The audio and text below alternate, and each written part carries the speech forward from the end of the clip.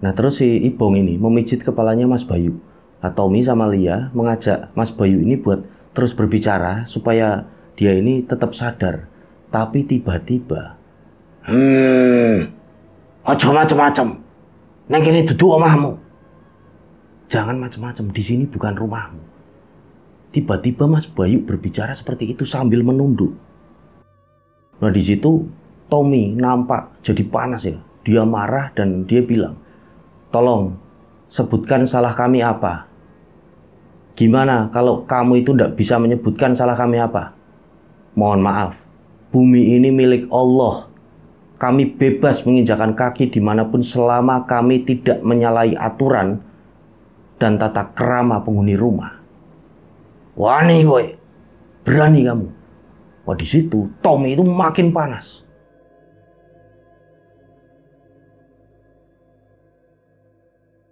A'udzubillahiminasyaitonirrajim. Bismillahirrahmanirrahim. Assalamualaikum warahmatullahi wabarakatuh. Apa kabar rencang-rencang semua? Semoga semuanya dalam keadaan sehat dan selalu diberikan kewarasan dalam berpikir. Nah pada kesempatan kali ini ada satu cerita yang datang dari rencang kita yang berdomisili di Jawa Timur. Dia menceritakan tentang kisah pendakiannya di Gunung Arjuna via jalur Purwosari. Di sana rencang kita ini mengalami kejadian mistis yang luar biasa menyeramkan. Dan berbicara tentang Gunung Arjuna, sebelum kita masuk ke cerita, saya ingin mengajak rencang-rencang semua untuk sekejap mengeningkan cipta, berdoa, karena ada salah satu saudara kita, yaitu saudara Yudeka Kopaba, salah satu mahasiswa dari Universitas Brawijaya dari Fakultas Pertanian, beberapa hari yang lalu meninggal dunia ketika mendaki di Gunung Arjuna. Mari berdoa bersama-sama agar arwah dari Mas Yudeka ini diterima di sisi Tuhan Yang Maha Esa. Berdoa mulai.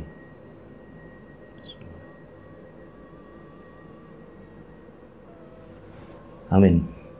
Baik, sebelum saya lebih dalam masuk ke ceritanya, saya ingin mengucapkan terima kasih buat rencang-rencang semua yang sudah subscribe, sudah gabung ke channel ini, sudah like, sudah komen, sudah share video-video dari channel ini. Semoga amal kebaikan rencang-rencang semua dibalas dengan sesuatu yang lebih besar dan berlipat-lipat dari Allah Subhanahu wa Ta'ala.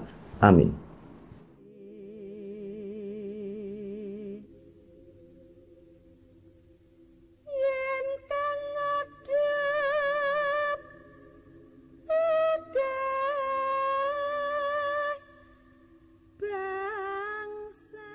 Pada waktu itu tahun 2017 ada Tommy, Lia, dan Ibong. Mereka bertiga itu berencana ya untuk mendaki ke Gunung Arjuna. Jadi ketika libur kerja dan semua itu berawal dari keinginan mereka untuk mempererat silaturahmi, mempererat pertemanan. Jadi antar sesama rekan kerja di tempat kerjanya Tommy. Nah, cuma pada akhirnya di tempat kerjanya itu terbagi menjadi dua. Ada yang mau ke pantai dan ada yang mau ke gunung. Dan pada akhirnya yang lain itu beberapa temannya memilih ke pantai. Cuma Lia, Tommy, dan Ibong yang memilih ke gunung. Akhirnya mereka bertiga itu diskusi, ngomongin ini kapan mau berangkat dan segala macam. Nah akhirnya diputusin kan kalau mereka itu akan berangkat pada hari Jumat. Nah, si Lia akhirnya mengurus semua keperluan alat-alat pendakian dari mulai kompor, sleeping bag, tenda, dan segala macam. Karena mereka itu memang tidak rutin naik gunung, jadi setiap mereka mau naik ke gunung, mau mendaki, mereka itu menyewa peralatan di rental outdoor. Nah, Tommy dan Lia, ini rumahnya dekat ya. Jadi kalau naik motor itu cuma sekitar 20 menitan. Lah kalau si Ibong itu aslinya orang Blitar. Cuma pada waktu itu dia lagi ngekos ya karena kerja di situ. Nah, sampai di situ belum ada kendala apa-apa dan tibalah hari keberangkatan mereka bertiga. Mereka itu sepakat buat kumpul di rumahnya Tommy buat prepare. Nah, mereka itu memang sudah sepakat akan mendaki ke Gunung Arjuna via jalur Purwosari. Nah, selesai mereka prepare, mereka makan ya. Sambil ngobrol, Tommy itu bilang, kita mendaki cuma bertiga loh ini. Lah si Lia itu menjawab, "Halah los, nggak usah rewel." Nah di situ kan si Ipong itu menyaut, "Ganjil loh bos iki."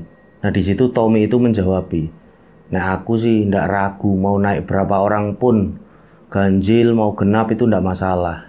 Yang penting kan kita menjaga tata krama kita." Nah di situ Ipong sebenarnya yang agak khawatir karena jumlahnya itu ganjil. Ya dia itu punya kayak keyakinan kalau ganjil itu nanti bisa-bisa nambah satu pendaki misterius ya atau makhluk halus di rombongan mereka.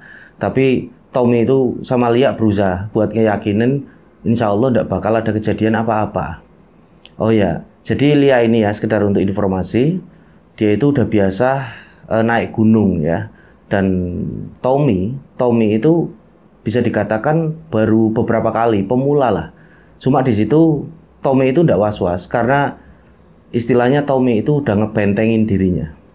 Nah singkat cerita selesai makan, mereka sholat isya dan setelah udah siap semuanya berangkat mereka ke Gunung Arjuno via jalur Purwosari. Nah perjalanan dari rumahnya Tommy ke pos perizinan, ke pos Simaksi di desa Tambak Watu itu lumayan jauh memang. Mereka itu pakai sepeda motor karena pada waktu itu udah malam. Sampai di sana itu ternyata pos perizinan Simaksinya itu udah tutup. Akhirnya mereka kan parkir motor mereka di salah satu rumah warga yang emang biasa udah dijadiin tempat buat parkir para pendaki. Nah setelah parkir motor mereka mutusin buat tetap lanjut mendaki. Jadi tidak pakai daftar Simaksi, tidak pakai ke pos perizinan. Itu menurut saya pribadi itu tergolong nekat. Nah gimana lagi pikir mereka kan kalau mesti nunggu sampai besok. Simaksi ini tempat Simaksinya kan baru buka. Berarti mereka bakal nunggu sampai pagi. Nah mereka tidak mau, alhasil berangkatlah mereka. Nah pas sampai di gapura tanda masuk jalur pendakian itu, mereka berhenti sebentar ya buat berdoa, minta diberi kelancaran lah dalam pendakian. Nah di situ Lia yang memimpin doa. Tapi sebelum mereka mulai berdoa, tiba-tiba, "Mas, ada yang manggil." Mereka kan serentak menoleh kan bertiga ke arah sumber suara itu. Dan ternyata beberapa meter dari mereka ada seseorang sekitar umur 30-an menghampiri mereka. Sepertinya terlihat mau mendaki juga. Nah benar aja pas orang itu udah dekat kan, dia menyapa mereka bertiga. "Mas, Mbak, sampean mau muncak?" "Nggih, Mas." "Masnya juga mau muncak?" "Iya, sendirian Mas." "Iya, saya sendirian." "Ini boleh enggak Mas kalau aku gabung sama panjenengan semua, sama sampean semua?" "Oh, boleh banget Mas." Di situ Ipong menjawab, "Kebetulan kita ganjil ini bertiga. Kalau Mas ikut kan jadi genap, jadi 4." "Oh gitu ya Mas ya, berarti pas ya Mas?" "Iya." "Gimana Mas?" "Iya, saya ikut Mas." Nah setelahnya Lia kembali memimpin doa. Nah sehabis doa itu 4 orang itu kan mulai jalan ya, setapak demi setapak. Mereka jalan sambil ngobrol-ngobrol biar tidak terlalu dingin. Soalnya pada waktu itu menurut pengakuan dari Mas Tommy itu cuaca memang dingin banget ketika mereka baru ke jalur pendakian itu. Nah akhirnya mereka sampai di pos jaga. Pos jaga itu sebelum sampai di pos 1 ada pos jaga. Di situ ada 2 orang petugas itu nyetop mereka. Nah, petugas itu meminta tiket. Nah mereka bingung kan. Ini si Tommy, si Ipong, Lia itu bingung karena mereka itu kan tidak mendaftar Simaksi. Akhirnya dijelasin alasannya sama petugas itu dan setelah berunding akhirnya ketemu kan jalan tengahnya. Mereka bertiga itu dimintain KTP atau data diri lah supaya nanti kalau ada apa-apa itu kan ngurusnya gampang. Nah ternyata mereka bertiga itu semuanya KTP-nya itu ketinggalan di jok motor. Dan jelas kan mereka males kalau mesti turun lagi. Untungnya ada tadi seseorang tadi, laki-laki seorang itu yang ikut sama mereka membawa KTP dan tiket. Ternyata laki-laki tersebut mendapat tiket dari rumah yang buat tempat parkir motor. Padahal Tommy dan teman-temannya itu tidak dikasih tiket, tidak dikasih tahu, tidak dimintain apa-apa. Mungkin pemilik rumah itu yang buat parkir lupa atau apalah. Nah setelah ngasih KTP dan tiket, mereka akhirnya diperbolehin nih masuk melanjutkan menuju ke jalur pendakian. Nah, singkat cerita, sampailah mereka di pos 1. Pos 1 namanya Guo Ontobuko. Nah, di situ mulai ada kejadian mistis. Jadi Tommy, Lia sama Ibong lagi asik-asiknya ngobrol, tiba-tiba laki-laki tadi, kita sebut saja namanya Mas Bayu ya.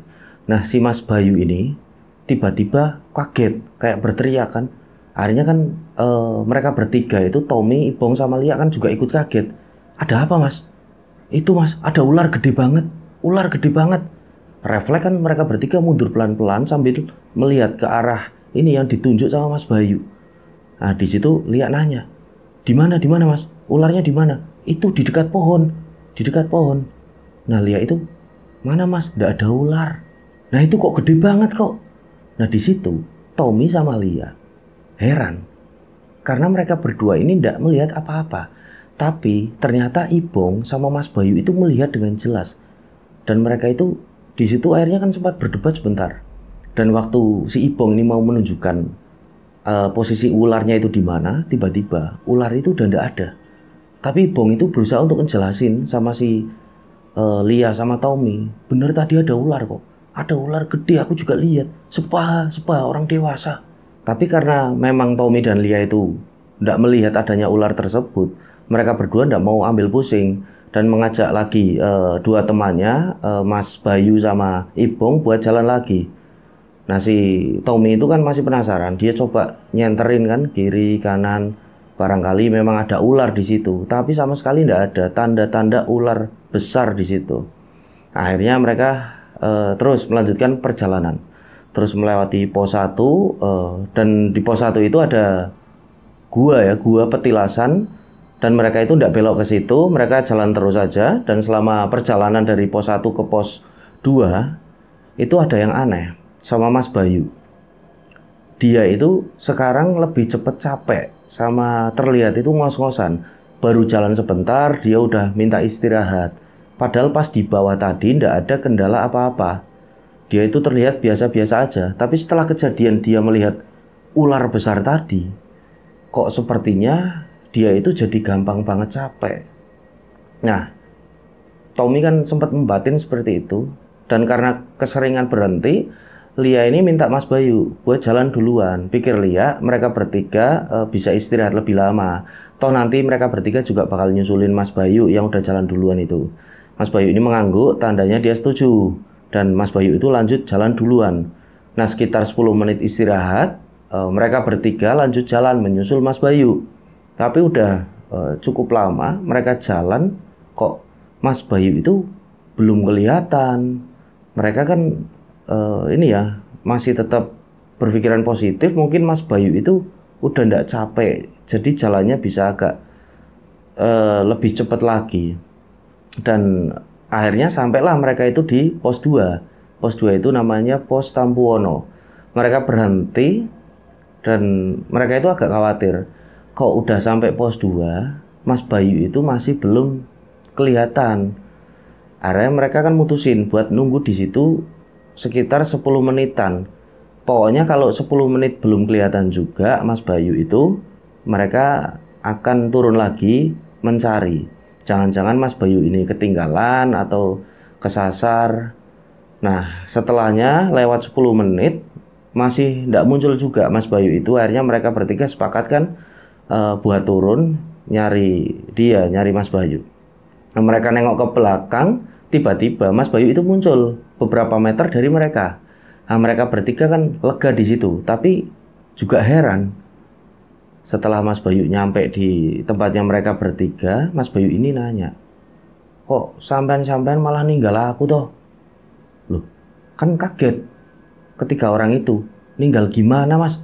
Bukannya tadi Mas Bayu dulu yang jalan, tak suruh jalan. Lia kan menjelaskan seperti itu. Loh, masa iya tak? Iya toh mas. Tadi kan Mas Bayu mengiyakan, Mas Bayu jalan duluan. Kami bertiga kan berencana menyusul Mas Bayu karena kami butuh istirahat lebih lama. Enggak kok, aku masih di sana tadi. Ojo guyon toh mas. Nah terus Lia itu kan ngejelasin. Intinya Mas Bayu tadi kan udah setuju pas ditawarin buat jalan duluan. Terus jalan duluan kan Mas Bayu dan mereka bertiga ini kan nyusul ya. kemudian nyusul Mas Bayu dari belakang. Nah di situ Mas Bayu ngebantah dan justru bilang kalau pas ditawarin seperti itu dia nolak. Dan Mas Bayu itu bilang supaya bareng-bareng aja. Tapi Tommy sama yang lain dua temennya itu tetap melanjutkan perjalanan ninggalin Mas Bayu itu. Nah mereka kan kaget di situ kan, heran juga ngedengar penjelasan dari Mas Bayu. Mereka semuanya langsung diem, nggak tahu mau ngomong apa. Ya wes lah, karena Mas Bayu juga udah kelihatan kecapean ngejar-ngejar mereka. Bertiga akhirnya mereka pun memutuskan untuk istirahat sebentar lagi di pos 2 itu. Jadi di pos 2 itu ada sebuah pondokan. Mereka istirahat di situ. Waktu itu nggak ada pendaki, ya. Jadi nggak ada pendaki lain. Suasana itu sangat sepi. Mereka semua lagi ngobrol-ngobrol. Tiba-tiba si Ibong ini bilang sama teman-temannya, "Dengar nggak? Kalian dengar nggak? Dengar nggak? Kalian dengar nggak?" Lah, di situ teman-temannya kan nggak ngerti apa yang dimaksud sama Ibong. Dengar apa? Dengar apa? Dan ternyata Ibong itu mendengar ada suara gending dan suara langkah kaki orang berjalan. Nah teman-temannya itu diem, dan ternyata Mas Bayu dan Lia juga dengar samar-samar. Cuma Tommy yang tidak didengerin suara gending sama suara langkah kaki orang jalan di situ. Padahal suasananya lagi sepi. Nah karena ada kejadian suara tersebut, si Lia ini buru-buru ngajak semuanya buat lanjut jalan. Takutnya nanti ada kejadian apa-apa. Jadi ini wallahu alam ya, benar atau enggaknya di Gunung Arjuno, mitosnya kalau mendengar suara gending Jawa adalah pertanda ada acara duwe gawe, ngunduh mantu, terutama di pos 2 itu. Takutnya nanti pendaki yang dipilih itu dijadiin pengantin, kan repot. Makanya Lia itu buru-buru ngajak buat lanjut jalan, karena Lia sering dengar mitos itu. Wallahu alam ya. Nah, lanjut perjalanan, Tommy itu memilih berada di paling belakang, jadi sweeper. Dia nyoba buat ngebentengi rombongan lah, karena sumber suara tadi itu berasal dari sendang Dewi Kunti. Jadi di pos 2 itu ada semacam tempat pemandian atau sendang. Nah, namanya itu sendang Dewi Kunti, dari arah sebelah kiri mereka. Nah, setelahnya beberapa meter mereka melangkah dari pos 2 itu, Tommy bertanya ke yang lainnya, "Masih kedengeran enggak suaranya?" Ibong sama Lia udah enggak sedengar suara itu, tapi Mas Bayu itu masih sedikit samar-samar mendengar. Sembari terus berjalan, Tommy itu meminta ke mereka semua, ke teman-temannya, buat terus berdoa, meminta perlindungan sama Gusti Allah. Mereka jalan terus dan singkat cerita sampailah mereka di pos 3. Pos 3 namanya Eyang Sakri. Nah sesampainya di pos tersebut, suara-suara tadi itu sudah hilang sama sekali. Nah di pos tersebut kan ada sebuah bangunan ya, seperti pondokan. Lah Mas Bayu itu bercerita kalau ada kakek-kakek berdiri di pinggir bangunan itu. Jadi tidak begitu jelas kelihatan, tapi samar-samar itu terlihat kakek tersebut memakai baju zaman dulu, pakaiannya itu zaman dulu, rambutnya panjang, gondrong, dia membawa tongkat. Jadi tongkatnya itu segini ya, sesosok tersebut, dan kakek-kakek itu diam nunduk sambil tongkatnya ini di sini ditaruh di dagunya. Akhirnya kan tidak lama kemudian mereka berempat langsung bergegas ya, lanjut jalan. Dan setelah jalan agak jauh dari pos 3 itu, Mas Bayu bertanya, "Mas, apa tadi ya di pos 3? Ada yang melihat enggak? Ada yang melihat sesuatu?" Nah, Ibong sama Tommy tidak melihat apa-apa. Tapi lain cerita dengan Lia. Dia bilang, udah Mas Bayu, jangan dibahas sosok kakek itu. Kita masih di perjalanan, tidak baik ngomongin yang kayak gitu. Ternyata yang melihat itu cuma Lia sama Mas Bayu. Akhirnya kan mereka lanjut jalan. Nah di tengah-tengah perjalanan, tepatnya di daerah yang ada sebuah padepokan, nama padepokannya itu Hyang Wenang ya, Hyang Wenang. Mas Bayu tiba-tiba jatuh tersungkur. Nah teman-teman yang lain kan otomatis langsung membantu dia buat berdiri dan ngecek apakah Mas Bayu ini baik-baik aja apa enggak. Setelah itu mereka semua berempat duduk sebentar, dan ternyata ini Mas Bayu kakinya agak terkilir. Lah, akhirnya kan Lia berusaha buat mijit dan ngurut kakinya Mas Bayu itu. Setelahnya Mas Bayu mencoba buat berdiri, dan untungnya setelah dipijit sama si Lia, kakinya udah agak mendingan. Nah, mereka lanjut istirahat sebentar, dan setelah ngobrol-ngobrol sembari istirahat itu, mereka jadi tahu kalau ternyata Mas Bayu ini lagi ada satu masalah di rumah tangganya, dan dia itu bisa dikatakan kabur mendaki tanpa izin dari istrinya. Mungkin karena lagi pusing juga selama perjalanan, dia itu terus kepikiran sama masalahnya. Menurut Tommy, dia sering memang dapat gangguan, ya tidak sering, beberapa kali, karena memang ketika mendaki dengan kondisi yang tidak baik, dengan hati yang tidak benar-benar mantap, pikiran itu kan bisa terpecah. Jadi seperti yang terjadi dengan Mas Bayu ini. Jadi masalahnya akhirnya kan makhluk-makhluk halus itu lebih tertarik buat mengganggu dia, karena pikirannya itu lagi tidak karuan. Nah, akhirnya kan Tommy itu memberi saran sama Mas Bayu. Jadi, Mas, sudah fokus di pendakian dulu aja, Mas. Yang lain-lain tolong dikesampingkan karena kita memang lagi ada di tengah hutan. Dan di situ Mas Bayu pun mengiyakan. Dan setelah cukup istirahat, mereka pun lanjut jalan melewati padepokan itu.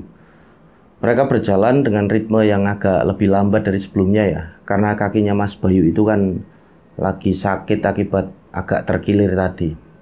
Nah, mereka jalan agak lama sampai akhirnya mereka mendekati pos 4, namanya Eyang Semar, pos Eyang Semar. Sebelum sempat sampai di pos 4, Mas Bayu lagi-lagi jatuh. Nah, secara otomatis teman-teman yang lain pun langsung nolongin dia buat berdiri ya. Tapi kali ini Mas Bayu itu udah tidak mampu buat berdiri. Akhirnya mereka memutuskan untuk istirahat lagi di situ. Mas Bayu itu ngeluh, dia bilang kalau kepalanya itu kayak pusing banget. Dia bilang seperti itu. Kenapa, Mas? Kepalanya pusing ya? Kecapeanmu, Mas?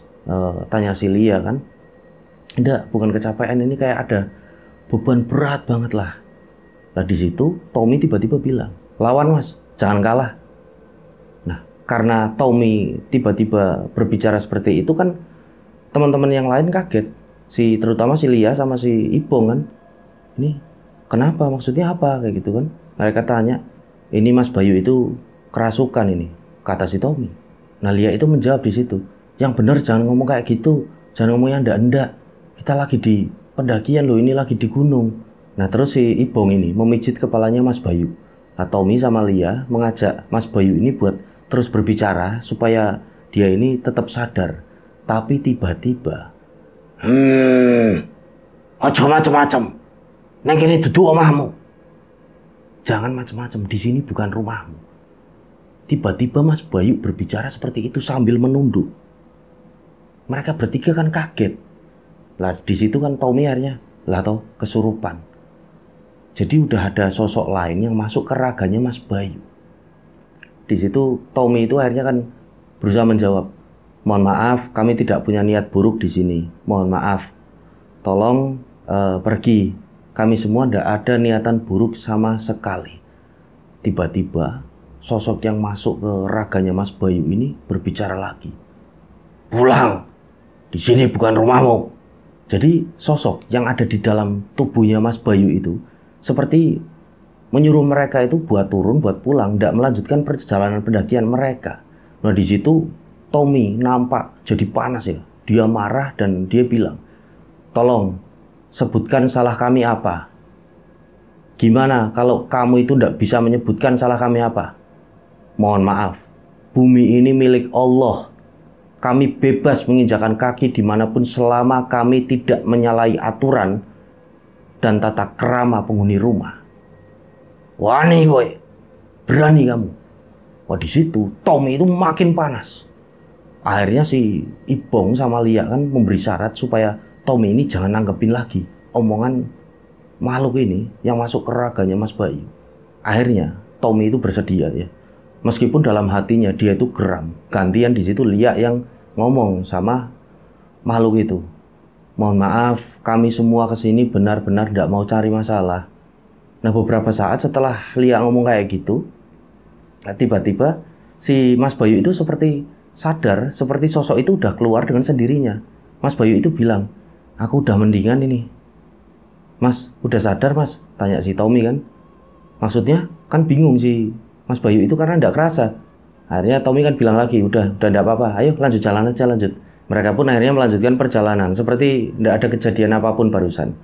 Mas Bayu ini udah bisa jalan, dan sesampainya di pos 4 Eyang Semar, ada pondokan di sana yang memang disediain buat para pendaki. Mereka ketemu sama para pendaki lain yang lagi bikin api unggun di sana. Mereka pun berhenti sebentar sambil ngobrol-ngobrol.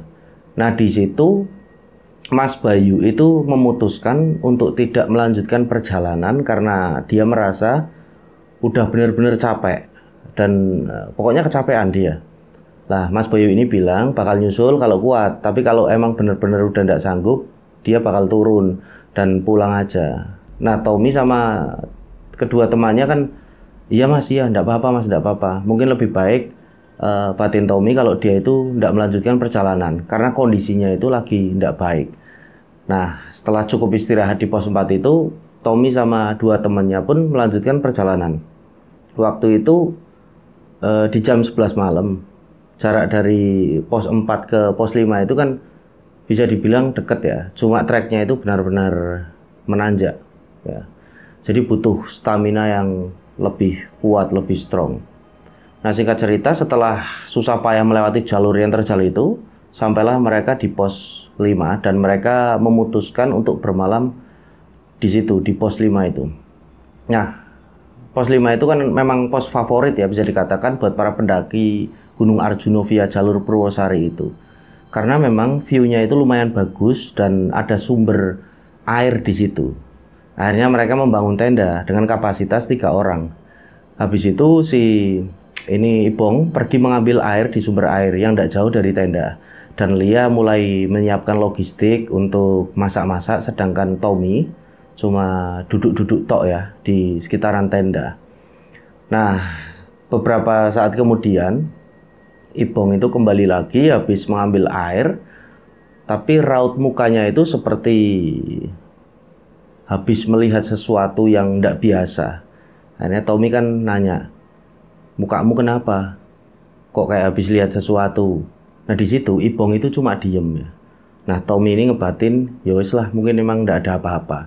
Nah, setelahnya masakan ini mateng, mereka pun makan. Setelah makan, mereka semua pergi tidur. Nah, subuh hari tiba, Tommy itu terbangun karena dia kebelet pengen buang air kecil. Pergilah dia ke WC yang memang ada di pos tersebut. Selesai buang air kecil, dia balik lagi ke tenda. Ternyata si Ibong itu udah bangun. Terus Ibong itu nanya, dari mana Tom? WC, buang air. Nggak ada apa-apa tah? Ada, jawab si Tommy kan. Ada apaan? Ya mungkin yang kamu lihat semalam. Kamu lihat juga kan? Kata si Tommy. Padahal Tommy itu tidak mengalami apa-apa ketika ke WC itu. Tapi di situ Tommy itu mancing-mancing si Ibong buat dia itu bercerita. Semalam itu ketika habis ngambil air, dia itu melihat apa? Pokoknya di situ Tommy itu berusaha mancing-mancing Ibong aja. Dan ternyata benar dugaan Tommy. Semalam itu Ibong melihat sesuatu. Padahal Tommy ini kan sebenarnya tidak melihat apa-apa pas dia pergi ke WC. Terus dipancing-pancinglah sama Tommy supaya Ibong ini cerita. Ternyata semalam Ibong itu melihat sosok yang tinggi besar. Seluruh tubuhnya itu bulunya hitam semua. Nah, setelahnya Lia ini bangun karena mendengar obrolan mereka berdua. Terus Lia ini bilang, jangan dibiasain ngobrol kayak gitu kalau pas lagi mendaki. Diempet aja udah ditahan, gampang nanti kalau pulang. Nah, karena pada waktu itu matahari udah mulai muncul, Lia akhirnya sekalian nyalain kompor buat masak air. Rencananya mereka mau ngopi di situ. Nah, si Ibong ini pergi ke sumber air buat ngisi ulang persediaan air mereka. Sekalian nyuci peralatan. Nah, setelahnya si Tommy ini bertanya sama Lia, ini masakan udah matang belum ya? Belum, bentar lagi. Akhirnya sambil menunggu masakan matang, Tommy ini jalan-jalan ya di keliling sekitar situ, di sekitaran pondokan. Nah, tiba-tiba dia bertemu dengan seorang bapak-bapak. Tommy itu sempat berpikir, bapak ini emang tinggal di situ apa gimana ya? Atau lagi ngejalanin ilmu kebatinan apa atau ritual apa. Nah, di situ Tommy dipanggil, disapa sama bapak-bapak itu. Terus akhirnya mereka kan ngobrol. Bapak itu bertanya, mendaki dengan berapa orang, Le? 3, Pak. 3, Pak. Sebenarnya 4, tapi yang satu lagi tidak ngelanjutin karena kecapean. Oh, keputusan yang pas. Bapak-bapak itu menjawab seperti itu. Loh, kenapa seperti itu, Pak? Kondisinya tidak baik. Kalau mau nerusin bareng kalian, bisa beresiko dan bahaya. Oh gitu ya, Pak. Sepertinya memang tidak begitu bagus, Pak, kondisinya. Oh iya, Le, kalau muncak nanti hati-hati ya. Kalian itu lebih baik langsung turun aja, tidak usah terusin ke puncak. Di situ kan Tommy agak heran ya, sepertinya bapak ini tahu sesuatu. Nah, tapi seperti ditahan-tahan sama bapak itu. Akhirnya Tommy ini kan berusaha ngepancing ya, mancing bapak itu buat berbicara. Akhirnya bapak itu bilang, Le, apa kamu ndak kasihan sama teman-temanmu yang lain? Maksudnya, Pak, tanya si Tommy kan, jangan egois. Saya tahu sampean itu bisa jaga diri, tapi apa teman sampean bisa jaga diri seperti sampean? Tommy itu cuma diem sebentar, ndak tahu dia itu mau ngejawab apa. Terus dia itu bertanya lagi, maksudnya nopo je, Pak? Maksudnya apa ya, Pak? Lalu apa hubungannya, Pak, dengan saya yang bisa jaga diri? Jadi bapak itu bilang kalau Tommy ini sudah menantang penghuni yang ada di situ. Tapi Tommy masih belum mengerti dan meminta penjelasan sama bapak itu, sampai akhirnya bapak itu bilang, mungkin sampean itu tidak merasa berbuat salah. Tapi baiknya di gunung seperti ini tetaplah rendah hati, Le. Karena kita ini adalah tamu. Mohon maaf, Pak, saya belum mengerti. Gini, Le, kemarin ada penghuni sini memberi peringatan, tapi sampean malah seperti menantangnya. Untungnya salah satu teman sampean itu bisa meredam amarah penunggu itu, teman sampean yang ada di rumah. Nah, di situ Tommy kan sadar, oh mungkin yang dimaksud bapak ini adalah kejadian yang waktu itu, yang pas Mas Bayu kesurupan. Nah, di situ Tommy akhirnya merasa bersalah. Dan karena melihat ekspresi Tommy yang berubah, bapak itu bilang lagi, Le, kalau nanti jadi naik, ada yang tidak beres, sebaiknya turun saja. Ya. Oh, nji, Pak. Matur suwun, Pak. Terima kasih nasihatnya, Pak. Saya juga merasa salah, Pak, atas kejadian kemarin. Dan saya tidak akan mengulanginya lagi, Pak. Ya, Le. Ya, pikirkan juga teman-teman sampean. Kalaupun sampean bisa menahan gangguan mereka, apakah teman sampean mampu juga? Nji, Pak, saya ngerti, Pak. Tapi mohon maaf, Pak, sedikit saya mengoreksi, Pak. Saya itu tidak mampu yang seperti Bapak kira. Saya tidak bisa apa-apa, Pak. Iya, saya tahu. Tapi sekali lagi pesan saya, kalau terjadi hal-hal aneh, sebaiknya kalian bergegas turun. Nah, akhirnya setelah obrolan itu, Tommy pamit dan balik ke tenda. Dan ternyata dia sudah ditunggu. Karena masakan udah mateng, mereka pun akhirnya sarapan sambil membahas muncaknya mau gimana ini. Lia menyarankan summit attack-nya tanpa membawa peralatan supaya lebih ringan ya. Muncaknya itu nggak usah bawa peralatan biar lebih ringan. Tapi Tommy itu nggak setuju. Alasannya peralatan mereka itu kan sewaan semua, menyewa di rental outdoor, lebih baik dibawa aja daripada nanti ada apa-apa atau hilang dan lain sebagainya. Nah, sedikit untuk informasi, ketika bapak-bapak tadi memberi saran ke Tommy, itu kan bapaknya itu sempat bilang kalau ada salah satu temannya yang bisa menahan ketika tadi Mas Bayu itu kesurupan dan Tommy itu sempat marah-marah dan seperti menantang. Nah, salah satu temannya Tommy memang yang berada di rumah itu namanya Enggar. Jadi Mas Enggar itu teman akrabnya Tommy dan memang Mas Enggar itu punya kemampuan bisa dikatakan linueh ya, bisa membentengi dirinya sendiri dan bisa membentengi orang lain, terutama teman-temannya. Jadi kalau Mas Tommy itu kan bisa dibilang kalau zaman sekarang itu indigo ya. Jadi memang hubungan antara Tommy dan Mas Enggar yang ada di rumah nggak ikut mendaki itu cukup dekat memang ya. Apalagi sering ini bertukar pikiran kayak gitu mengenai hal-hal spiritual lah. Nah, kembali lagi ke cerita, habis sarapan mereka beres-beres dan mulai melanjutkan perjalanan. Waktu itu jam sudah menunjukkan setengah 8 pagi, mereka jalan terus melewati pos 6. Pos 6 itu namanya Candi Spilar. Di situ ada bangunan, ada batu, dan di tengah-tengahnya itu ada bulatan oval. Dan di situ juga ada satu sendang namanya Sendang Derajat, tapi airnya itu kering ya. Nah, mereka lanjut jalan dari situ menuju ke pos 7, Jawa Dwipa. Nah, dulu Tommy itu pernah ke Gunung Arjuna via jalur tersebut, jalur Purwosari, tapi sampai di pos 6. Jadi tidak sampai ke puncak, dan dia itu mengira trek dari pos 6 ke 7 itu bakalan enak kayak pos-pos sebelumnya. Tapi ternyata salah besar. Bener-bener tidak ada ampun treknya itu. Dari 6 ke 7 itu nanjak terus. Nah, singkat cerita, akhirnya mereka sampai kan di pos 7 Jawa Dwipa. Mereka istirahat agak lama di situ. Bahkan sampai si Tommy ini ketiduran ya. Ada sekitar 5 menitan lah dia tertidur. Pas lagi tidur, tiba-tiba dia itu terbangun kaget. Karena dia bermimpi tapi berasanya itu nyata banget. Dia bangun karena mendengar si Ibong itu berteriak minta tolong. Akhirnya lihat juga terbangun.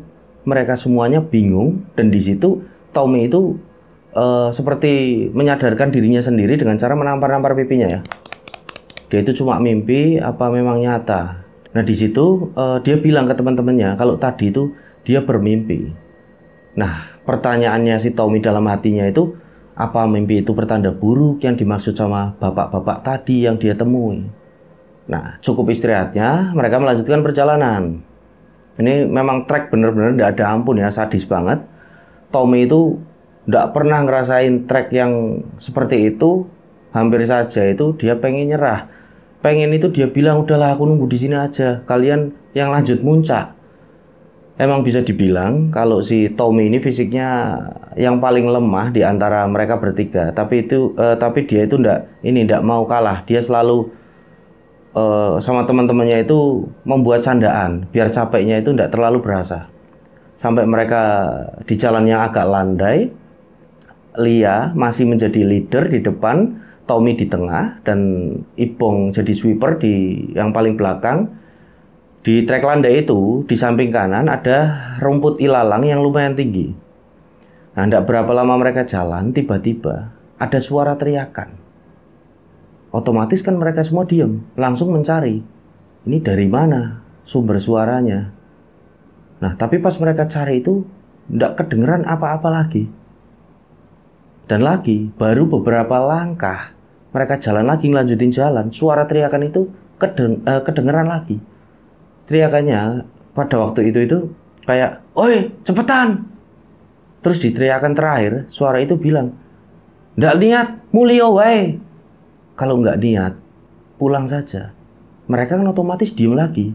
Kejadian itu berulang sampai 5 kali. Akhirnya mereka memilih buat benar-benar berhenti dan istirahat. Mereka istirahat, berhenti, duduk sambil makan buah, ngobrol-ngobrol mengenai suara teriakan barusan. Dan mereka tetap berusaha untuk berpikir positif. Mungkin itu suara pendaki lain, dan dirasa cukup istirahatnya, mereka lanjut lagi jalan.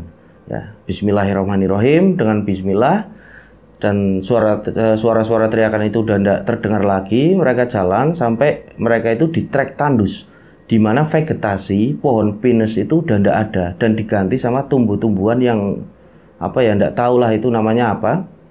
Sama terlihat di situ juga nampak ada tumbuhan edelweiss. Dan dari lokasi itu puncak Ogalagil Gunung Arjuna sudah kelihatan, dan mereka memperkirakan mungkin 30 menit lagi mereka sampai di sana. Ternyata perkiraan mereka salah, tidak sedekat itu. Nah, di tengah perjalanan mereka juga sempat ketemu sama pasangan pendaki cewek cowok. Tidak lupa mereka saling sapa di situ. Nah, mereka terus jalan sampai akhirnya mereka tiba juga di puncak Ogalagil.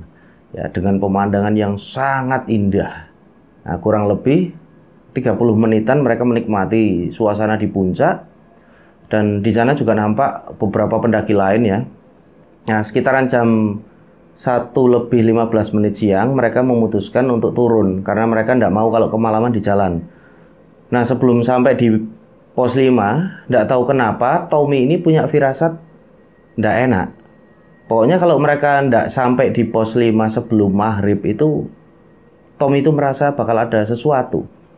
Akhirnya mereka turunkan dengan cepat dan sesekali lari. Nah, Tommy itu merasa ada yang aneh di situ. Mereka kan bertiga dan Tommy itu jalan yang paling belakang. Tapi tidak tahu kenapa kok Tommy merasa seperti ada langkah kaki di belakangnya. Dia coba mastiin nengok, ternyata tidak ada siapa-siapa. Nah, kurang lebih 1 jam mereka turun itu jalan. Akhirnya mereka mutusin buat istirahat. Tommy itu sebenarnya pengen banget cerita tentang masalah yang dia ngira itu ada orang keempat ini, ada yang misterius di belakangnya. Tapi nggak usah lah, dia empet aja, dia simpen aja di hatinya. Nah, setelahnya mereka lanjut jalan, Tommy di situ udah merasa payah banget ya, kepalanya itu udah pening, nafasnya udah ngos-ngosan. Padahal itu jalan turun, pikirannya itu udah fokus sama jalan di depan. Tiba-tiba, "Woi Tom, kamu mau kemana?" Nah, tiba-tiba ada yang meneriakin kayak gitu kan. Tommy kaget, dia nengok ke belakang. Di situ jarak antara mereka bertiga itu kurang lebih kan 5-7 meteran. Ternyata yang ada di hadapannya Tommy itu adalah rimbunan alang-alang dan semak-semak. Nggak ada jalan di depannya Tommy. Tommy kan langsung balik arah dan menghampiri si Ibong. Ibong nanya di situ, "Mau kemana kamu, Tom?" "Waduh, aku kira jalannya itu tadi kelihatan kok bener-bener jalan gundul." "Wah, itu semak-semak, itu di depannya jurang kok." Mosok toh, dilihat itu loh." Wah iya, ternyata jalan yang ada di depannya Tommy itu adalah semak-semak dan setelahnya jurang. Nah, Tommy itu bingung, padahal jelas-jelas di situ di depannya ada jalan setapak. Jadi seperti ada persimpangan, tapi ternyata dia itu kena tipu muslihat. Untung aja diteriakin sama Ibong. Nah, di sisi lain, Lia itu sudah jalan duluan sampai tidak kelihatan sama mereka berdua. Setelah kejadian itu, mereka berdua kan mulai jalan lagi sambil berteriak-teriak memanggil si Lia itu. Untungnya Lia masih dengar dan menjawab teriakan mereka berdua. Nah, di situ Tommy itu berteriak-teriak ya, minta Lia itu supaya berhenti dan jangan jauh-jauh. Akhirnya mereka bertiga ketemu lagi dan sekarang formasi dirubah lah. Nah, jadi formasinya paling depan itu Ibong, di tengah itu Tommy, dan paling belakang sweepernya itu si Lia. Mereka turun jalan lama ya, cukup lama ke pos 7, fisik udah lemah, semuanya udah capek. Tapi kok mana ini pos 7? Sampai-sampai Lia ini bilang ya, "Ini yang di pos itu. Di mana ini pos 7? Jawa Dipa." Lia itu kesel ya, karena mungkin sekitaran 2 jam lebih mereka itu turun, tapi kok nggak nemu-nemu sama pos 7. Nah, dalam hatinya Tommy itu juga khawatir. Ini Lia itu seharusnya nggak ngomong kayak gitu. Takutnya nanti datang masalah lagi. Dan bener aja, tiba-tiba Lia itu jalan lebih cepat, nurunin jalur. Padahal tadi udah diingetin jangan sampai jarak satu sama yang lain itu terpaut ini ya, terlalu jauh. Nah, di saat yang bersamaan kabut mulai turun. Nah, dalam hatinya Tommy bilang ya, "Wah, ini ada apa lagi?" Nah, Lia itu makin lama makin jauh, sampai-sampai Ibong ini sama si Tommy itu udah ndak bisa nyusulin dia. Mereka berdua itu terus berteriak, "Lia, Lia!" Sampai akhirnya ndak ada lagi jawaban dari Lia. Lia udah hilang di telan kabut. Nah, otomatis di situ si Tommy itu kan agak panik ya. Dia diam di tempat bingung gimana ini. Lah, Ibong itu ndak tahu tiba-tiba kemana. Waktu Tommy itu lagi diem, ternyata Ibong itu udah jalan ke depan duluan. Jadi jaraknya itu akhirnya kan agak jauh itu Ibong kan. Nah, akhirnya si Tommy ini berusaha buat nyusulin Ibong sambil teriak namanya, "Bong, Bong, tunggu Bong, tunggu Bong." Dan setelahnya Ibong ini juga sama seperti Lia, hilang ditelan kabut. Nah, di situ Tommy kan akhirnya mikir, kalau aku sampai tidak bisa nyusul mereka berdua, bisa gawat. Nah, bisa jadi itu ulah demit atau bisa juga itu fenomena alam. Tapi yang jelas, yang terpenting, Tommy itu harus selalu fokus dan berpikir rasional. Mungkin kalau sampai hilang fokus, bisa-bisa Tommy ini juga akhirnya nggak bisa nemuin kedua temennya. Hanya di situ Tommy kan teriak-teriak, manggil si Ibong sama Lia kan, tapi nggak ada sautan sama sekali.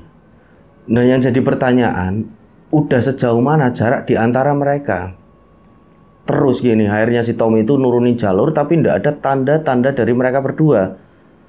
Si Tommy ini hatinya udah mulai gelisah ya, dia mulai panik banget. Lebih-lebih dia itu teringat kalau nggak sedikit orang yang hilang pas lagi mendaki gunung. Akhirnya Tommy ini mencoba buat menenangkan diri karena dia itu merasa memang ada yang nggak beres. Soalnya karena kabut yang makin tebal, otomatis kan jarak pandang juga semakin berkurang. Dia mikir di situ mungkin itu ulah demit yang mau main-main dengan dia. Dia diam kan sebentar, ngambil persediaan air minumnya, air mineralnya, dibasuh airnya mukanya pakai air. Terus dia berdoa. Seketika suasana jadi hening.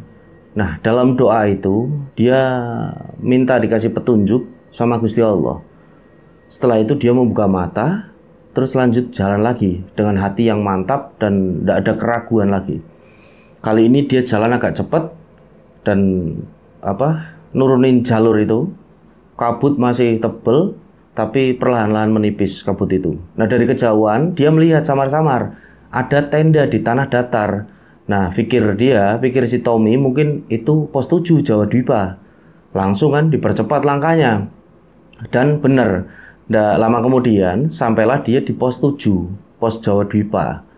Alhamdulillah, lega kan dia sampai di situ, langsung dia duduk sambil selonjoran. Nah, tiba-tiba, Mas, mendaki sendiri. Ternyata ada pendaki dari tenda itu tadi yang menyapa. Oh, enggak Mas, jawab si Tommy kan. Saya bertiga tapi teman saya udah turun duluan dan saya ketinggalan. Oh, yang 2 cowok tadi? Bukan Mas, temanku cewek 1 cowok 1. Oh, tadi yang turun cowok semua Mas. Iya Mas, soalnya dari tadi saya ngebuka tenda di sini cuma ada 2 orang itu tok yang lewat, cowok-cowok. Seketika itu juga jantungnya si Tommy itu kan berdebar-debar. Dalam hatinya Tommy itu kan ini ya, ngebatin, kok mereka berdua belum lewat sini, padahal jelas-jelas tadi mereka itu meninggalkan si Tommy itu sendirian dan hilang di telan kabut. Dek, dek, dek, dek. Mulai panik nih si Tommy di situ kan. Nah, pendaki itu bilang lagi, Mas, kok bengong Mas? Iya Mas, saya itu kaget Mas, heran saya Mas. Soalnya kan saya itu jalan paling belakang Mas. Harusnya 2 temanku itu kan udah sampai Mas di sini Mas. Cewek sama cowok. Iya Mas, pastinya Mas. Kan Masnya harusnya lihat kalau ngelewatin tenda udah. Iya, tapi memang adanya 2 cowok Mas, tidak ada cewek sama cowok. Bingung kan di situ Tommy. Ini kemana si Lia sama si Ibong? Akhirnya pendaki itu menyarankan sama Tommy, udah Mas, tidak usah khawatir. Nah, di situ mereka akhirnya ngobrol-ngobrol segala macam. Sempat ngopi juga, ditawarin kopi. Si Tommy di situ kira-kira 20 menit lewat. Si Ibong sama Lia ini kok belum juga kelihatan, padahal waktu itu udah jam 4 sore dan masih jauh kan buat turun ke pos 5, takutnya mereka nanti kemalaman dengan kondisi yang seperti itu. Akhirnya Tommy kan mikir, ya wes lah, daripada was-was dan khawatir mending aku berdoa saja. Akhirnya dia pun meminta izin sama pendaki itu buat tidur sebentar di tendanya ya. Nah, akhirnya si Tommy ini masuk ke tendanya pendaki tersebut. Dia itu mencoba merem ya, memejamkan mata, pura-pura tidur. Padahal di situ dia berdoa, dia berzikir, seolah-olah tidur, padahal enggak ya. Padahal dia itu panik, dia itu khawatir, dia itu berdoa, berzikir biar 2 temannya ini enggak kena sinyal, supaya mereka itu bisa cepat-cepat sampai di pos 7. Nah, habis itu dia berzikir, berdoa, di sekitar 10 menitan terdengar suara. Suaranya ndak asing ini. Oh iya bener ini. Ini suaranya si Ibong sama si Lia. Nah, akhirnya Lia ini menghampiri Tommy. Kok kamu udah sampai duluan? Bukannya tadi kamu di belakang? Nah di situ Tommy balik bertanya, "Lah terus kalian berdua ninggalin aku duluan maksudnya apa?" Tapi kelihatan mukanya si Lia sama Ipong itu seperti menyimpan sesuatu, menyimpan rahasia, dan mereka itu tidak menjawab ketika Tommy menanyakan kenapa mereka berdua ninggal dia. Mereka cuma diem, dan akhirnya mereka melanjutkan perjalanan, turun ke pos 5, formasi berubah lagi. Lia meminta Tommy buat di tengah, Ipong paling belakang. Ya wis lah, si Tommy nurut aja. Perjalanan sekarang itu bisa dikatakan kayak sepi banget, berasa sepi. Karena mereka itu cuma diem-dieman pas jalan itu turun. Dan di situ Tommy itu ngebatin, kayak ada yang janggal sama dua temennya. Kok mereka kayak nggak ceria gitu kan. Dan pada waktu itu udah mau maghrib, udah jam 5 lebih. Nah, mereka kan harus cepet jalannya. Tiba-tiba Lia itu berhenti dan nanya, "Barusan kamu lihat gak? Kalian lihat gak?" Nah di situ si Ipong itu menjawab, "Itu mungkin ayam hutan." Nah si Tommy itu udah ayo jalan lagi. Nggak tahu itu ayam hutan atau apa. Akhirnya mereka lanjut jalan, nggak ambil pusing sama kejadian barusan. Tiba-tiba Ipong ini meminta si Tommy buat pindah ke posisi paling belakang. Nah Lia itu sempat melarang, tapi Ipong itu tetap ngeyel. Akhirnya si Tommy pindah ke belakang. Dan jam 5:30 tepat mereka sampai di pos 6, Candi Sepilar. Dan mereka menganggap perjalanan udah aman. Karena dari pos 6 itu ke pos 5 kan udah deket ya. Paling jaraknya itu kira-kira 10 menitan. Nah singkat cerita sampai di pos 5 mereka di Makutoromo. Mereka udah kelihatan kecapean, langsung mendirikan tenda dan habis itu ke sumber air ya, ke sumber air buat mengambil persediaan air. Setelahnya mereka makan-makan dan habis itu tidur. Nah, Tommy kebangun sekitar jam 8 malam. Dia itu mules dan langsung buru-buru pergi ke toilet, ke WC yang ada tidak jauh dari pos tersebut kan, dari tenda mereka. Setelah buang air, Tommy balik ke tenda dan dia itu bertemu lagi dengan bapak-bapak yang sempat ngasih dia nasihat sebelum mereka bertiga itu pergi muncak. Bapak-bapak itu lagi ada di depan petilasan, lagi merokok. Nah, karena penasaran, akhirnya si Tommy ini kan menghampiri bapak tersebut. "Permisi pak, sedang apa pak?" "Oh kamu toh, ini lagi ngobrol aja sama saudara." Nah dalam hatinya Tommy itu bingung. Saudara apaan? Oh jelas-jelas dia sendirian. Nah mungkin bapak itu lagi bicara dengan sosok yang cuma dia yang bisa melihat. "Biar selamat sampean le." "Maksud bapak apa ya?" "Ingat pesanku tadi pagi.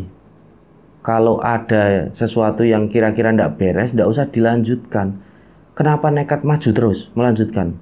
"Loh, saya ndak ngerasa ada pertanda buruk pak." "Walah lele. Tapi sempat sih pak, memang saya tidur sebentar waktu di Jawa Dwipa dan kebangun itu karena mendengar teman saya berteriak. Ternyata saya itu mimpi pak di siang bolong." Lah itu kan juga sesuatu yang ndak beres, seperti pertanda le.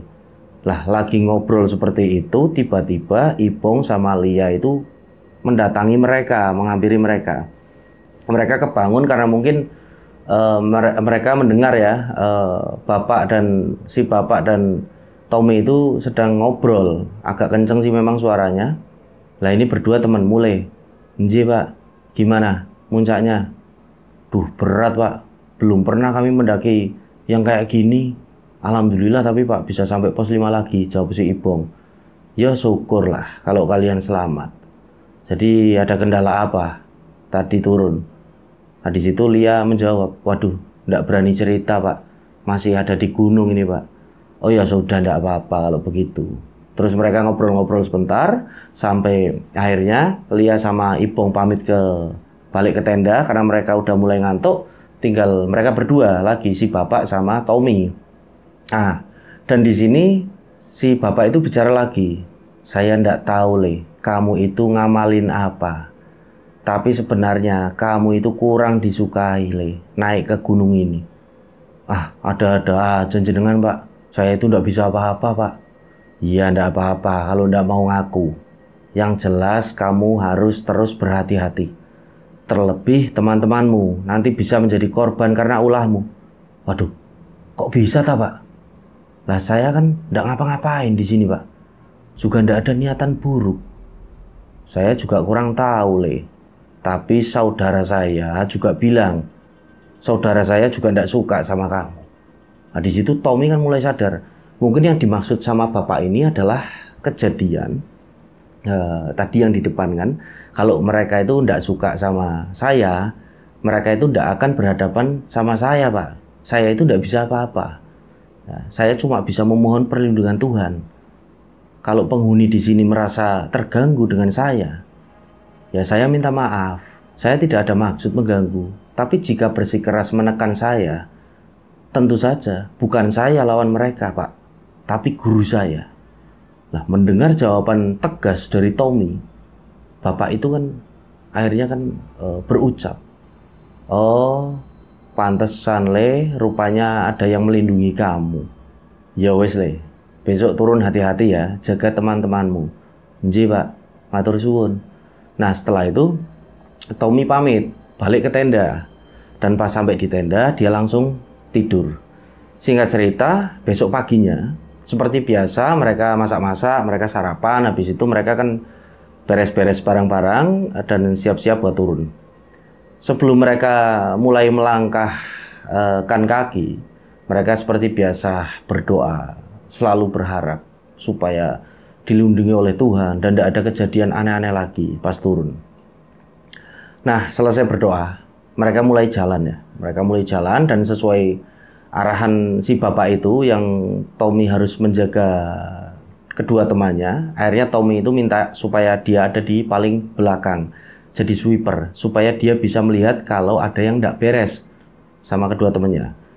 Sampailah mereka di pos 4 Eyang Semar, tidak ada kendala apa-apa. Mereka lanjut jalan lagi sampai di area hutan di Jalan Landai ya, di daerah Padepokan Hyang Wenang. Nah di situ terjadi sesuatu lagi. Kalau kita ingat di awal-awal pendakian tadi, Mas Bayu yang bareng mereka itu kan sempat kesurupan. Nah kali ini Ibong yang kena, tapi bukan kesurupan, bukan kerasukan. Dia itu dibuat terpleset berkali-kali. Baru jalan beberapa langkah, jatuh. Berapa langkah, jalan lagi, jatuh. Sampai mereka keluar dari area Hyang Wenang itu. Anehnya setelah dari area itu, si Ibong itu tidak ngalamin kejadian-kejadian aneh lagi. Ya. Akhirnya mereka kan jalan lagi ke pos 3 Eyang Sakri. Tidak ada kendala apa-apa sampai akhirnya di pos 2 Tampuono, dan mereka memutuskan untuk istirahat di pondokan. Mereka menyempatkan diri buat bersih-bersih, mandi di Sendang Dewi Kunti. Habis mandi mereka rebahan. Nah maksud mereka itu cuma rebahan tok ya. Jadi rebahan saja, tapi mereka itu malah ketiduran dan bangun-bangun itu udah jam 3 sore. Karena bangun tidur itu lapar, mereka akhirnya masak dan makan dulu sebelum melanjutkan turun. Akhirnya mereka setelah makan itu lanjut turun dan sampai di pos 1 Gua Ontobugo itu jam 5 sore. Mereka istirahat lagi sambil ngobrol-ngobrol. Nah di sini aneh, pas lagi ngobrol-ngobrol, tiba-tiba si Ibong itu tidak mau melihat ke depan. Jadi dia ngomong itu sambil nunduk kayak orang yang takut sama sesuatu yang ada di depannya. Nah pas ditanya sama teman-temannya ini, ada apa? Ibong cuma bilang tidak ada apa-apa. Nah setelah cukup istirahat mereka ngelanjutin perjalanan. Tapi pas mau melangkah, Tommy itu sadar kalau hari itu kan udah mulai gelap ya, tandanya udah mau masuk maghrib. Dan Tommy itu kan takut kenapa-napa kalau jalan pas waktu maghrib. Makanya akhirnya dia menawari kedua temannya, si Ibong sama Lia, buat berhenti dulu, tunggu maghrib lewat. Tapi si Lia sama Ibong itu tidak mau, karena kata mereka, tanggung ini udah deket kok sama pos Simaksi. Ya oke lah, akhirnya mereka tetap melanjutkan perjalanan. Nah sekitar 30 menit lagi mereka sampai di pos jaga. Pos jaga itu sebelumnya pos Simaksi itu, yang kemarin mereka dimintain tiket. Nah di situ Tommy itu melihat Ibong tiba-tiba itu bertingkah aneh, seakan-akan kayak lagi diintai sesuatu, kayak ketakutan Ibong itu ya. Tapi tidak tahu apa itu. Tommy itu cuma merhatiin. Dan juga Lia, dia itu tiba-tiba diam. dan seperti memberi isyarat berhenti gitu kan.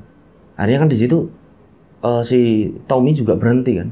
Tommy ini heran, emang ada apa sih kok sampai berhenti?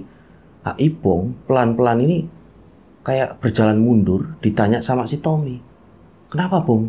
Tapi dia tidak menjawab. Tiba-tiba Ipong itu lari ke arah samping sambil teriak-teriak ketakutan. Nah otomatis di situ si Tommy sama Lia kan langsung mengejar dia sambil teriak-teriak, Bong, Bong berhenti Bong, kenapa Bong? Untungnya Lia berhasil mengejar Ipong dan langsung megangin si Ipong kan.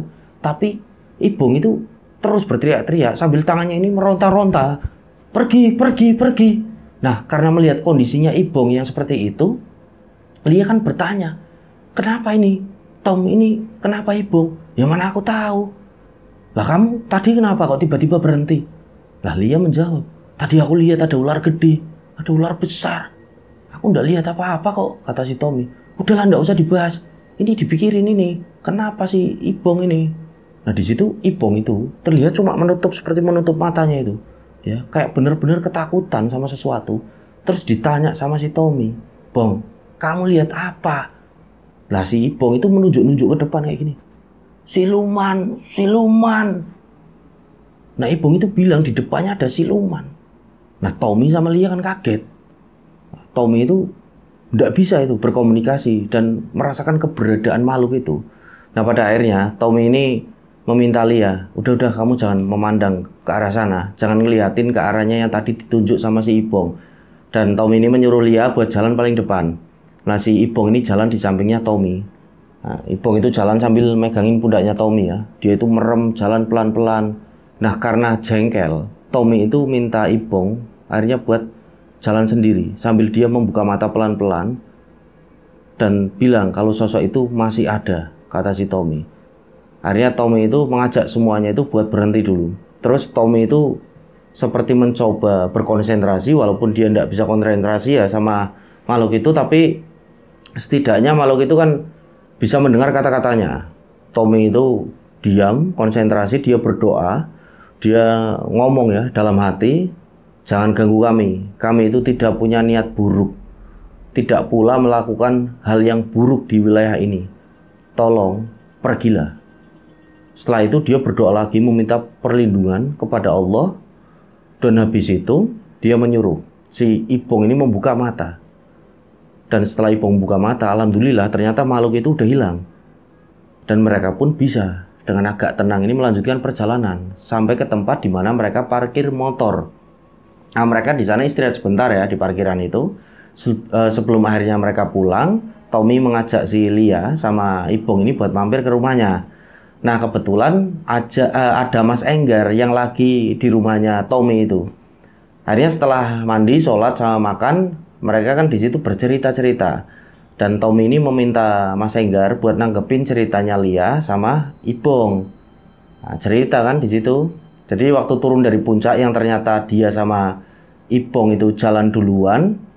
Nah si Tommy itu ketinggalan, ternyata sebenarnya di situ Lia sama Ipong itu kesasar, tersesat mereka karena kabut tebal. Karena mereka khawatir sama Tommy, mereka sepakat kalau udah sampai di pos 7 Jahadipa, mereka bakalan nunggu si Tommy. Bahkan si Ipong itu sempat terperosok ya dan hampir masuk ke dalam jurang. Nah dalam keadaan panik dan bingung seperti itu, tiba-tiba mereka bilang kalau mereka itu mendengar suaranya si Tommy. Terus diikuti lah suara Tommy itu akhirnya sampai di pos 7 mereka. Nggak nyangka kalau ternyata Tommy sudah duluan sampai. Dan lebih kaget lagi ketika Tommy mereka lihat itu lagi tidur. Padahal kalian tahu kalau Tommy itu kan sebenarnya nggak tidur ya. Dia lagi berzikir sama berdoa meminta kedua temannya ini dikasih keselamatan. Nah intinya bisa dibilang Lia sama si Ipong ini sudah melenceng jauh dari jalur pendakian yang seharusnya. Lumayan jauh lah bisa dibilang. Terus yang di area Padepokan, yang di Hyang Wenang itu, yang Ipong sering banget terpleset, dia sebenarnya di sana melihat sosok bayangan hitam. Dan bayangan hitam itu mengikuti Tommy dari belakang. Tapi bayangan itu seperti tidak mau mendekat si Tommy atau mungkin tidak bisa mendekat. Terus yang setelah ngelewatin pos Guo Ontobugo, yang Ibong ketakutan sampai lari. Semenjak duduk istirahat, yang Ibong itu tidak berani lihat ke depan itu tadi ya. Cuma dia nunjuk-nunjuk ada siluman. Dia itu melihat Ibong itu, sosok siluman, benar-benar siluman. Dan itu dia melihat dengan jelas. Sosoknya itu setengah ular, setengah manusia. Rambutnya panjang. Tapi kalau Lia itu cuma melihat di situ ada ular yang besar, sepahanya orang dewasa. Dan benar-benar si Ibong itu menjelaskan dia melihat. Jadi wajahnya itu rupanya si sosok siluman itu ada taringnya 2, rambutnya panjang, matanya merah, separuh badannya itu ular. Itu menatap tajam ke arah Ibong seolah-olah pengen makan si Ibong, pengen menerkam dia. Nah itulah kenapa dia itu kan lari ketakutan. Tapi anehnya ular itu tidak bisa mendekat, ya, seperti menjaga jarak sampai akhirnya hilang karena didoain, ditikirin sama Tommy. Nah di situ Mas Enggar memilih buat tidak berkomentar. Setelah itu si Lia sama Ibong ini pulang. Baru setelah mereka berdua ini pulang, Mas Enggar ini komen, kalau aja kamu, Tommy, tidak ngebentengin diri dari awal dan tidak doa, tidak zikir, tidak minta perlindungan Allah, mungkin jalan ceritanya akan berbeda. Begitulah tanggapan dari Mas Enggar. Nah, kira-kira seperti itu cerita dari rencang kita ini yang dari Jawa Timur, namanya Mas Tommy, nama samaran karena dia minta untuk disamarkan. Seperti itulah cerita pengalaman dia ketika mendaki ke Gunung Arjuna via jalur Purwosari. Nah, terima kasih buat rencang-rencang semua yang sudah menyimak cerita ini sampai selesai. Dan mohon maaf apabila dalam penyampaian saya banyak salah-salah kata, karena kita manusia itu kan terus belajar, terus sedikit belajar demi sedikit terus, tapi tidak berhenti belajar. Mohon dimaklumi. Dan sekali lagi terima kasih. Semoga amal kebaikan rencang-rencang semua dibalas dengan sesuatu yang lebih besar dan berlipat-lipat dari Allah Subhanahu wa Ta'ala. Baik, saya Sukma Arga pamit undur diri. Sampai berjumpa di cerita-cerita selanjutnya. Wassalamualaikum warahmatullahi wabarakatuh. Salam lestari.